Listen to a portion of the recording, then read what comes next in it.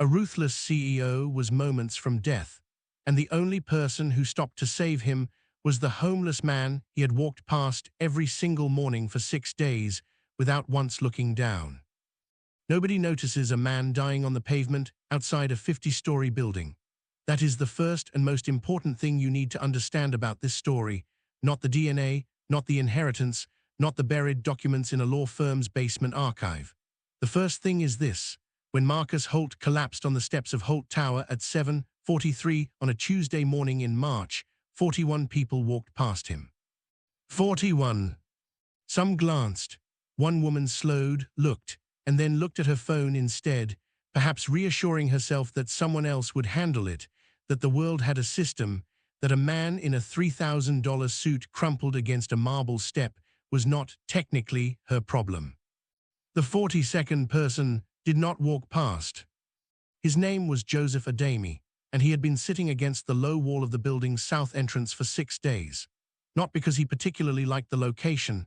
The wind came off the river and cut through the thin jacket he'd been given at the riverside shelter 3 weeks ago, but because the security guard on the morning shift, a heavy-set man named Derek, had told him once that he didn't mind, as long as Joseph stayed south of the revolving doors and didn't bother anyone going in. Joseph did not bother anyone going in. He had become, over 6 days, as invisible as the wall itself.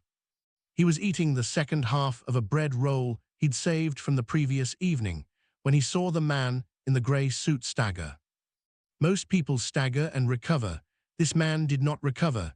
He went down in stages, first the hand against the marble column, then the knees, then the slow, wrong-angled collapse of someone whose body has simply stopped cooperating.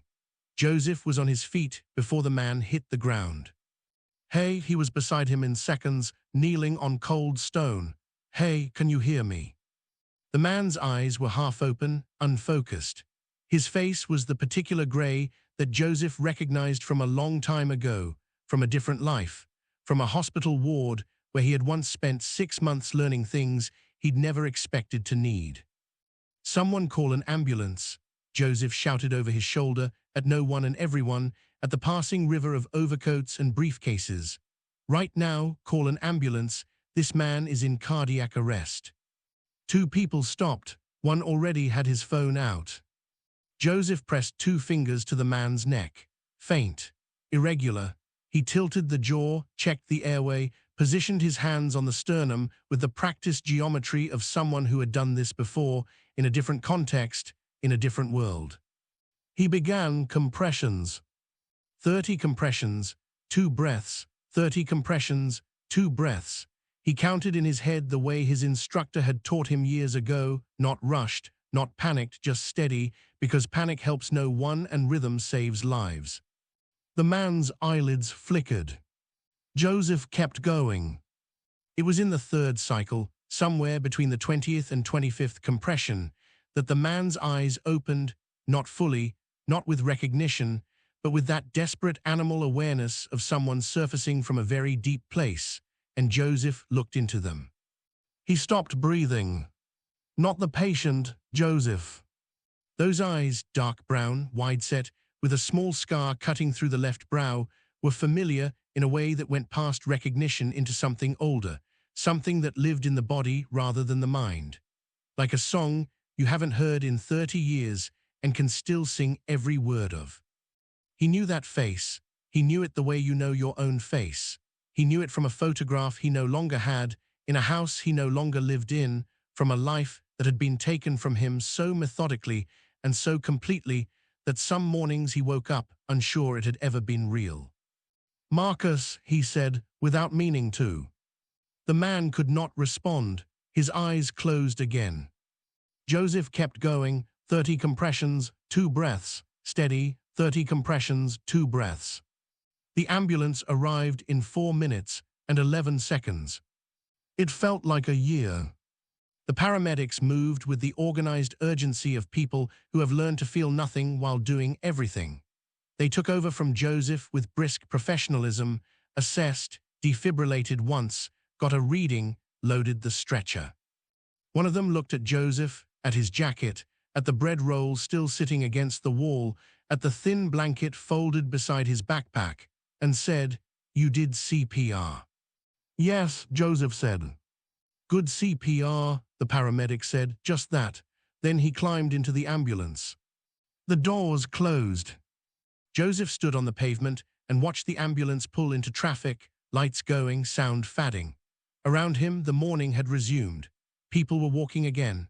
The 41 who had passed were long gone, dispersed into the tower and the city, already in elevators, already at desks, already in meetings about things that seemed, from the inside of those meetings, enormously important. Joseph sat back down against the wall. He picked up the bread roll. He did not eat it. He sat for a long time with it in his hands, looking at the space on the steps where Marcus Holt had been, and he thought about a face he had spent 23 years trying to forget. What would you do if the person you had ignored on the street, the one you had stepped around every morning like furniture, like part of the architecture of inconvenience, turned out to be the key to your entire past? Marcus Holt was about to find out.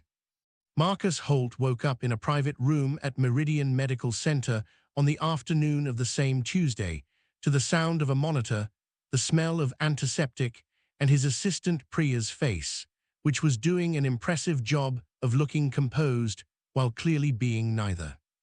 "You had a cardiac event," she said, the moment his eyes focused. She said it the way she delivered quarterly reports, accurate, immediate, already moving on. "You're stable. They want to keep you 48 hours. Your sister has been called.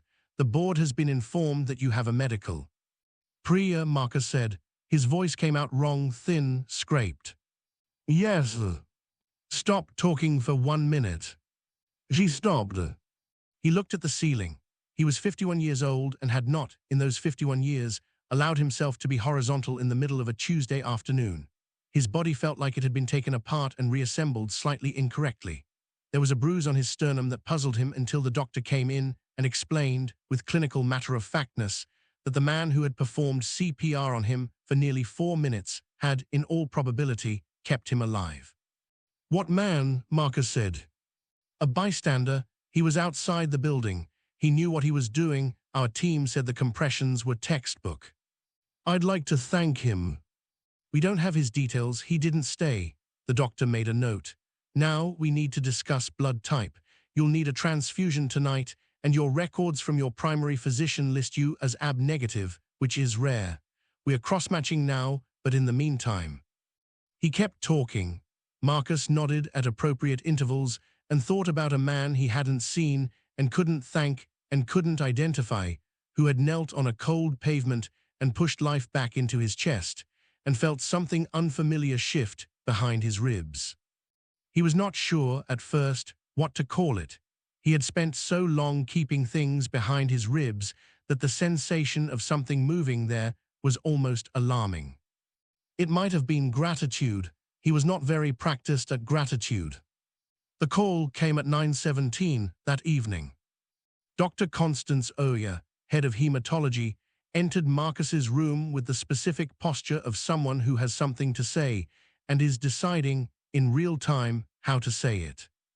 "Mr. Holt," she said, "I need to share something with you, and I want to preface it by saying that in my career I have seen perhaps 3 cases like this, so I understand if your first response is disbelief." Marcus looked at her over the top of his glasses.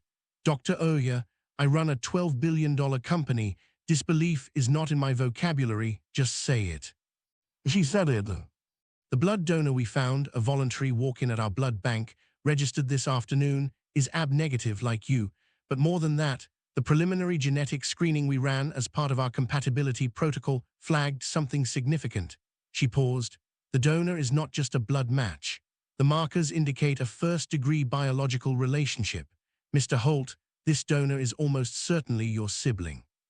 The monitor beside Marcus registered a small spike. "That's not possible," he said. "The probability of error in this kind of screening is less than." "I don't have a sibling," his voice was flat. "I'm an only child. My parents, both deceased, confirmed as much. I've had my own genetic profile done twice for medical purposes. There is no sibling in my." The donor's name, Dr. Oya said quietly, is Joseph Adami. A pause. He gave the blood this afternoon, he said. She looked at her notes. He said he thought you might need it. Marcus stopped speaking. The room was very quiet. He was the one, Marcus said slowly. Outside the building, he was the one who. We believe so, yes. Marcus looked at the ceiling for a long time. The monitor beeped its steady rhythm. Somewhere in the corridor, a trolley wheeled past. Where is he? Marcus said. He left after donating. He didn't leave a contact address. Find him, Marcus said. One act of mercy had just unlocked a suppressed inheritance worth millions, and the man who saved the CEO had no idea. But the money was never the point. The point was what the documents in a law firm's basement had been hiding for 53 years, a brother deliberately erased, a mother paid to vanish, and a family dynasty built, brick by brick, on the burial of its own blood. It took Priya 48 hours. She was extraordinarily good at her job, which was the only reason Marcus had kept her for 11 years, and she approached the task of finding one homeless man in a city of 4 million with the same methodical ferocity she applied to hostile takeovers. She pulled CCTV from the block around Holt Tower. She cross-referenced the name Joseph Adami against shelter registrations, food bank records, the city's social services database, and at Marcus's specific request, the records of Meridian Medical Center's blood bank. She found him at the Riverside Community Shelter on Thursday morning, asleep in a bunk in the East Dormitory. She called Marcus from the car outside. He's here, she said. Don't go in without me, Marcus said. You were discharged this morning, the doctor said. I'll be there in 20 minutes. He was there in 17. Joseph was awake by the time they arrived. He was sitting on the edge of his bunk with a cup of tea from the shelter's kitchen, wearing a clean shirt someone had donated to the communal wardrobe, and he looked at Marcus Holt walking across the dormitory floor, out of place in his coat, his assistant behind him, his face still slightly gray from the cardiac event, with the expression of a man who has been waiting for something and is not entirely sure he's ready for it now that it's arrived. Marcus stopped a few feet away. The two men looked at each other. They were the same height, the same broad jaw, the same way of holding absolutely still when the situation called for movement. You registered as Joseph Adami, Marcus said. That's my name. Your mother's name. Joseph said nothing. Your father's name, Marcus said carefully, was Richard Holt. Something moved across Joseph's face, a fast, difficult thing there and gone. You've done the research, he said. The hospital did the genetics, I did the research. Marcus glanced around the dormitory, at the rows of bunks, the peeling paint, the man 2 beds over pretending to read. Can we go somewhere private? Joseph looked at him for a long moment. There's a bench, he said, outside, by the river. Fine, said Marcus. Your assistant stays here, Joseph said. Priya looked at Marcus. Marcus nodded. They walked to the bench by the river. The story came out in pieces, the way buried things come out, not all at once, but in layers, each one darker than the last. Richard Holt, patriarch of the Holt family and founder of what would become Holt Technologies, had not been a faithful man. This was not, in itself, unusual for men of his generation and standing. What was unusual was that he had, for 6 years in the early 1970s, maintained a second household, not a mistress, not an arrangement, but an actual family. A woman named Grace Adami, whom he had met during a business trip to Lagos, whom he had loved, by all accounts, genuinely and badly, and with whom he had one child. Joseph, born 1971, 2 years before Marcus. When Richard Holt's wife, Elena, Marcus's mother, a formidable woman from old money who had understood her husband's weaknesses and built her marriage around managing them, discovered the existence of Grace and the child, she had not divorced him. Divorce was not Elena Holt's style. Instead, she had done something more surgical. She had paid Grace Adami to disappear. A sum of money, a signed agreement, and a private understanding that the child would carry his mother's name and never contact the Holt family. Grace, who was young and alone in a foreign city and had no legal standing and no power, had taken the money and gone home to Lagos with her son. Joseph was 3 years old. He remembered none of it.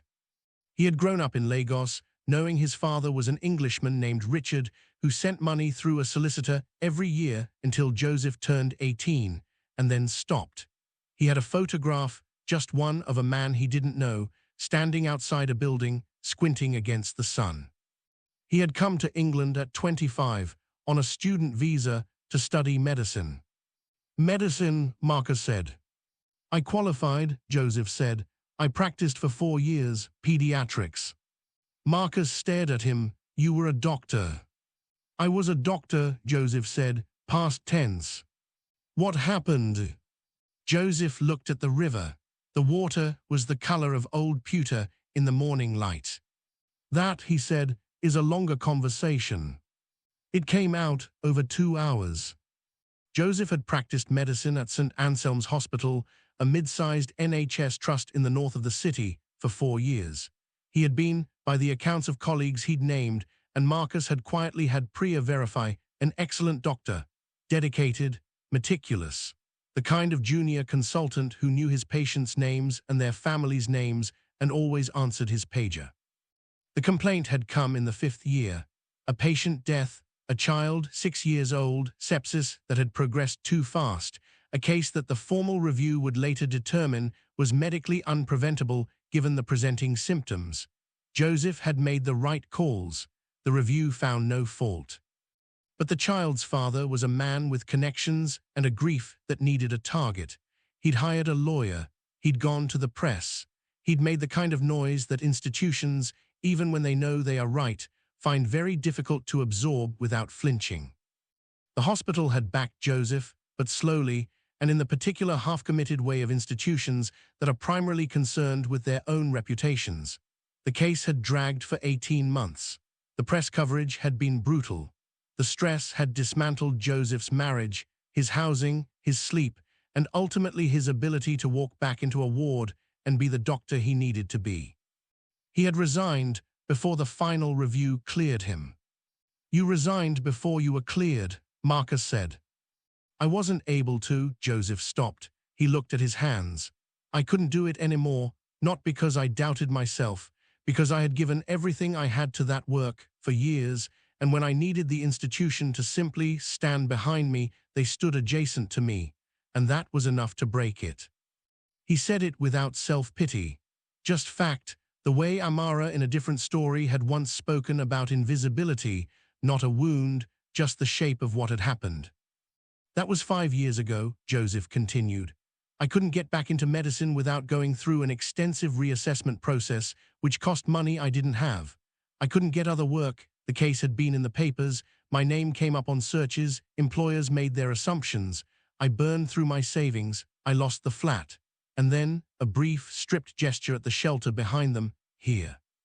Marcus was quiet for a long time.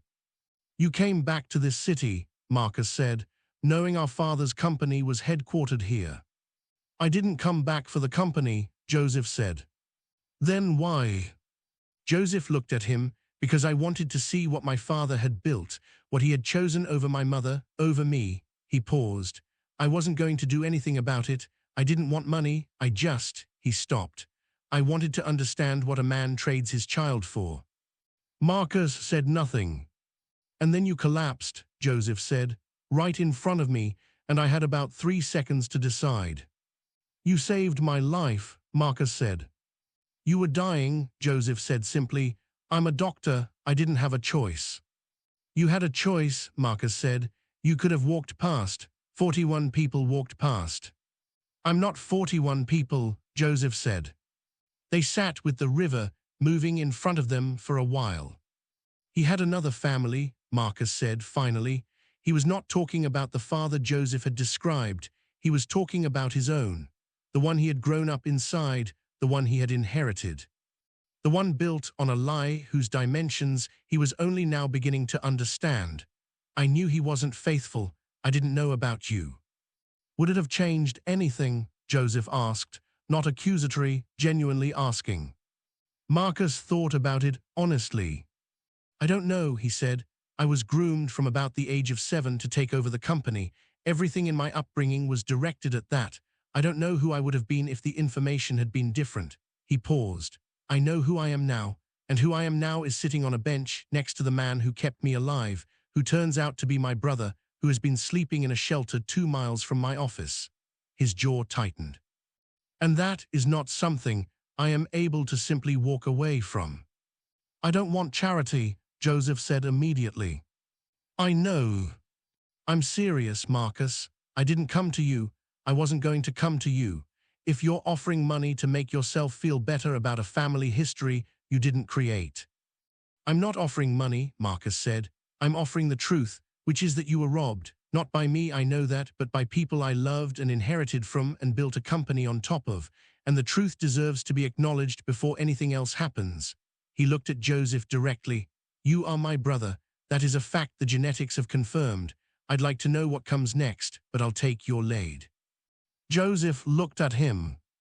He looked at the scar through the left brow, the one he'd recognized on the pavement, the one that matched the photograph he'd kept for 30 years until it was lost in a flat he could no longer pay for. "You have our father's eyes," Joseph said. "So do you," said Marcus.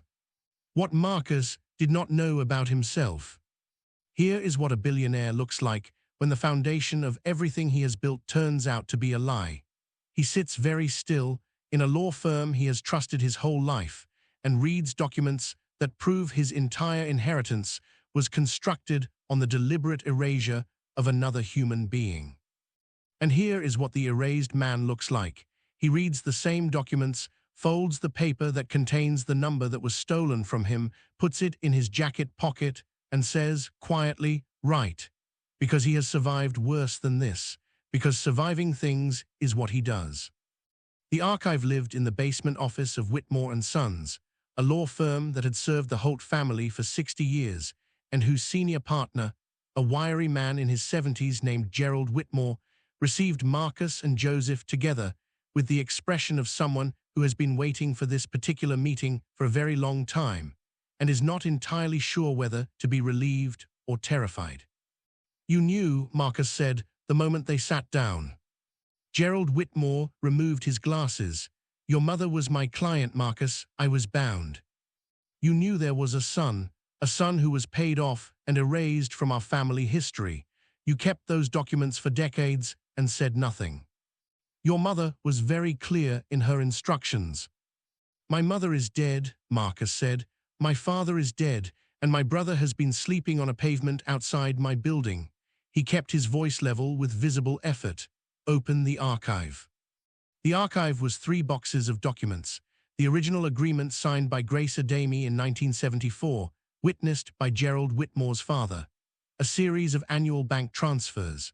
A legal clause buried in Richard Holt's will that redirected a portion of the estate away from the named beneficiaries if Joseph were ever to formally present himself. A preemptive defense, drawn up and signed and silently maintained. Joseph read the documents in silence. He read them with the careful, systematic attention of a man trained to read medical files, not rushing, not reacting, processing. When he finished, he set the last page down on the table.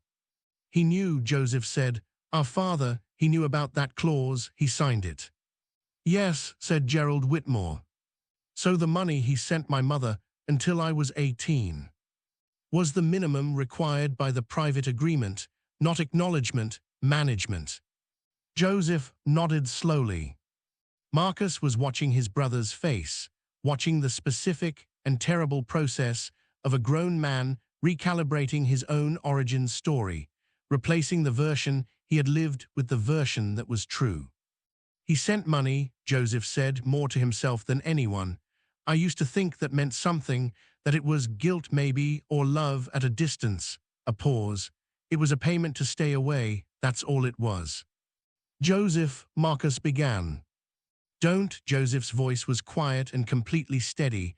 "Don't apologize for him, he's dead. It doesn't help either of us. He looked up. What I want to know is, what was in the original will, before the clause, what was I supposed to receive? Gerald Whitmore hesitated. Open it, Marcus said. It was 20% of the estate. In 1974 money. In current money, accounting for the growth of what became Holt Technologies, it was a figure that Gerald Whitmore wrote on a piece of paper and slid across the table because saying it aloud seemed inappropriate. Joseph looked at the number. He did not look impressed. He did not look vindicated.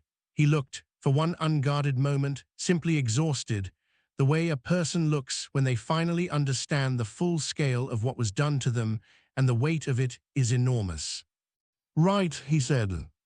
He folded the piece of paper. He put it in his jacket pocket. What do you want to do? Marcus asked. Joseph thought about it for a long time. I want, he said finally, to be acknowledged, not by a law firm, not in a settlement document. I want it on the record, the actual record, that I exist, that I am Richard Holt's son, that I am not a mistake or a secret or a managed liability. He looked at Marcus. I don't need your money. I've been poor for 5 years and I'm still here. What I need is the truth to be true, officially, publicly, permanently. Marcus held his gaze. Done, he said. The thing Marcus found in the mirror. The press statement was released on a Thursday morning, exactly 3 weeks after the collapse. It was drafted by Priya, reviewed by Marcus, and rewritten twice by Joseph, who was more precise with language than either of them and who crossed out 3 paragraphs of corporate softening with a red pen and wrote in the margin, say what it actually was. Marcus read the note, looked at the draft, and kept Joseph's version. The statement confirmed that Joseph Adami was the biological son of the late Richard Holt and the late Grace Adami, and therefore the half-brother of Marcus Holt. It confirmed that Joseph's existence had been deliberately suppressed by the Holt family and its legal representatives for over 50 years. It confirmed that steps were being taken to formally amend the family record and the estate documentation. It did not apologize on behalf of dead people because Joseph had specifically asked it not to. It stated simply, at the end, in Marcus's own words, the truth was hidden for decades. It will not stay hidden any longer. The reaction was what it was. Some coverage was sympathetic, some was sensational. Some people on the internet said things about both men that neither of them read. What Marcus had not expected was the reaction inside Holt Tower. He had expected awkwardness. He had expected the board to be concerned. He had not expected, on the Friday after the statement, for 3 separate employees to come to his office, independently, uncoordinated, to tell him that they had a brother or a sister or a parent who had been in Joseph's situation, who had been failed by systems, who had been made invisible, and that the statement had mattered to them. The third of the 3 was a 26-year-old software engineer named Teo who stood in his office doorway and said, simply, my dad was homeless for 2 years. Nobody here knew that. I didn't tell anyone because I thought it would change how they saw me. She paused. I just wanted to say thank you for saying it out loud. Marcus sat with that for a long time after she left. He sat with it the way he was, slowly and uncomfortably, learning to sit with things, not processing them into action items, not delegating them, not moving efficiently forward. Just sitting, just feeling the weight of what a life looked like from the inside of a different life. He called Joseph that evening. I've been thinking, he said. About what? About Teo, about Derek, the security guard who let you sit outside my building for 6 days, about the 41 people who walked past me. He paused. I have built a company worth £12 billion. I do not know, I genuinely do not know, the name of a single person who cleans my office. Joseph was quiet. That bothers me, Marcus said. It didn't bother me 3 weeks ago, it bothers me now. That's called paying attention, Joseph said. It's uncomfortable when you start, you get used to it. I don't think I want to get used to it, Marcus said. I think I want it to keep bothering me, so I do something about it. Another pause. You know what you sound like, Joseph said. What? A doctor, Joseph said. on their first week, when they've realized that the patient is a person and not a case file. Marcus was quiet. "Can I ask you something?" he said. "Yes. Do you want to practice again? Medicine, is that still in you?" A very long pause. "I don't know," Joseph said finally. "Some days yes. Some days I can't imagine walking into a ward again. Some days I think about that little girl, the one who died, not the one from my case, a different one, a girl named Patience who was 4 and had leukemia and used to save me her pudding cup because she said I looked like I needed it, and I think, yes, for her, I'd do it for her." His voice was steady but thin. "Then let's get you back," Marcus said. "Whatever the process is, whatever it costs, whatever needs to happen, we do it." "Marcus." "Not charity," Marcus said. "Investment in someone who knows what they're doing and should never have been stopped from doing it." He paused. "Is that acceptable?" Silence. "It's acceptable," Joseph said. "The architecture of repair." Repair, Joseph would later say, is not an event. It is a practice. You do not rebuild what was broken in a press statement or a legal document or even a genuine conversation by a river. You rebuild it in the accumulation of ordinary days, the phone call on Tuesday, the coffee on Friday, the slowly expanding trust of two people who share blood and almost nothing else, learning, very carefully, to share space. It was not easy. There were weeks when Marcus's default settings, his efficiency, his control, his difficulty sitting with anything he couldn't fix, grated against Joseph's need to move at his own pace, in his own direction, without feeling managed. There were conversations that ended badly and had to be restarted. There was the evening Marcus arranged for a driver to take Joseph to a flat he had leased for him without asking first, and Joseph looked at the keys in Marcus's hand and said, very quietly, "I need you to stop doing things to me. I need you to ask." And Marcus said nothing for a long moment and then said, "You're right, I'm sorry," and meant it. The flat came later. Joseph chose it. Marcus paid, at Joseph's careful and specific terms, a loan, documented, to be repaid when Joseph was working again, because that mattered to Joseph, because receiving something unconditionally when you have survived on your own terms for 5 years is not straightforwardly a gift. It is also a renegotiation of your own identity. Marcus understood this more slowly than he should have. He understood it, eventually, fully. The reassessment process took 8 months. Joseph worked through it methodically, the way he worked through everything, with the steady, unhurried competence of someone who knows their own ability and simply needs the system to acknowledge what is already true. His supervising assessors noted, in their final report, that his clinical knowledge was exceptional and his patient communication was among the strongest they had evaluated. The formal clearance came in November, on a grey afternoon, by email, 4 sentences long. He called Marcus from the pavement outside the assessment center. "I'm back," he said. "I know," Marcus said. "I knew you would be." A pause. "How does it feel?" Joseph looked up at the sky, cold and pale and enormous. "Like something that was supposed to happen," he said, "that took 20 years longer than it should have." Inside Holt Technologies, things were changing too, not dramatically, not overnight, but in the measured and genuine way of an institution whose leader has been genuinely altered. Marcus introduced a staff welfare program, not as a PR initiative, which Priya had suggested framing it as, but as a structural policy change with teeth, mental health provisions, financial counseling, a fund for employees facing housing instability. He named the program after no one because Joseph had said, when asked, "Don't name it after our father. Don't name it after me. Name it after what it does." They called it the Foundation. Tewo was asked to help design the mental health component. She said yes, with the expression of someone who had stopped expecting to be asked. Derek, the security guard who had let Joseph sit outside the building for 6 days, was promoted to head of building security, a position that had been unfilled for 2 years. He accepted it with the matter-of-fact dignity of a man who has always known his own worth and was simply waiting for the building to catch up. Marcus also, finally, learned the name of the woman who cleaned his office. Her name was Bridget, She had been cleaning that floor for 9 years. She had 3 children and a night class in accounting on Thursdays. He did not make a performance of learning this. He simply learned it and remembered it, and the next time he saw her in the corridor on a Thursday morning, he said, "Good morning, Bridget." And she looked at him with an expression that contained, in equal measure, surprise and the specific, quiet dignity of someone who has been seen.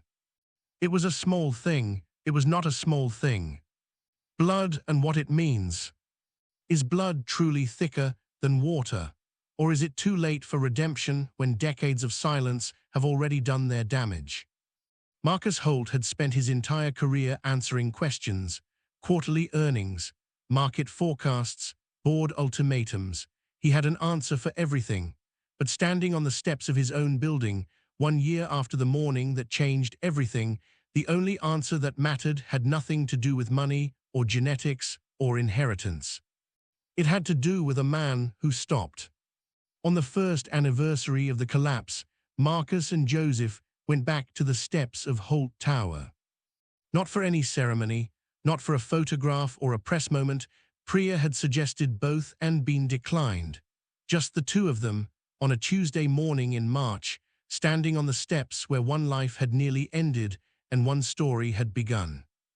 The low wall along the south entrance was empty. A plastic cup sat in the corner where Joseph's backpack had been. A pigeon investigated it with professional disappointment.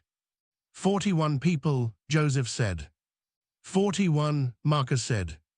I've thought about them, Joseph said, not with anger. I used to walk past people too when I was in the hospital, when I had somewhere to be. I understand it. The walk past. You have calibrated yourself to move forward and the world gives you permission. You are not required to stop. Stopping is optional. Stopping is extra. You stopped, Marcus said. I had nowhere to be, Joseph said. Then, after a moment, and I recognized something, even before I knew what I was recognizing. He looked at his brother. There's something about blood, not in a mystical way, just recognition. The body knows things before the mind does. Marcus nodded. I've been thinking, Joseph said, about what I want to say to people when they ask about this, the whole story, what I want them to take from it. What do you want them to take from it? Joseph was quiet for a moment. A cab went past. Somewhere above them, 41 floors up, the company his father had built and his brother now ran was opening for the day, people sitting at desks, making calls, moving the levers of an economy. I want them to understand that invisibility is not a condition, Joseph said. It's a decision. It's a decision that systems make about people and it can be unmade. I was invisible for 5 years, not because I had nothing to offer, I had everything to offer, because the systems around me decided I wasn't worth seeing. He looked at Marcus. You saw me, eventually, under extreme circumstances, with a DNA test doing the heavy lifting, a small, dry smile, but you saw me. And that changed things, not because you had money, but because you looked. Marcus was quiet. When I was doing CPR on you, Joseph said, I didn't know you were my brother. I didn't do it because of blood. I did it because you were a person and you were dying. He turned to face him fully. That's what I want people to understand. You don't have to be connected to someone to owe them your attention. You don't have to share DNA to see them. You just have to decide to stop. The morning light fell on the steps between them. Marcus thought about Teo in the doorway, about Bridget on the Thursday corridor, about Derek and the low wall and the bread roll, about the 41 people who had kept moving and the one who had not. Joseph, he said. Yes, I'm glad you were sitting there. Joseph looked at him. Something crossed his face, not sentimentality exactly, but something in the same family. The recognition, again, the body knowing. So am I, he said. They stood on the steps together in the March light, 2 men made of the same blood and entirely different stories, and neither of them needed to say anything else. The pavement remembers. 14 months after the collapse, Dr. Joseph Ademi returned to clinical practice at Meridian Medical Center, the same hospital that had received Marcus a year earlier, a coincidence neither of them had planned, but both had noticed. He was assigned to the pediatric ward. On his first day back, he stood outside the ward doors for a long time, not because he was afraid, because he wanted to feel the weight of it before he walked through, the full, real understanding of what it had cost to be here and what it meant that he was. A nurse passing in the corridor slowed. "You all right?" "Yes," Joseph said, "just taking a second." "First day back," she said, in the knowing way of someone who has seen many first days. "After a break," he said. She nodded. "The ward's good," she said. "Noisy but good." "I like noisy," Joseph said. He pushed open the doors.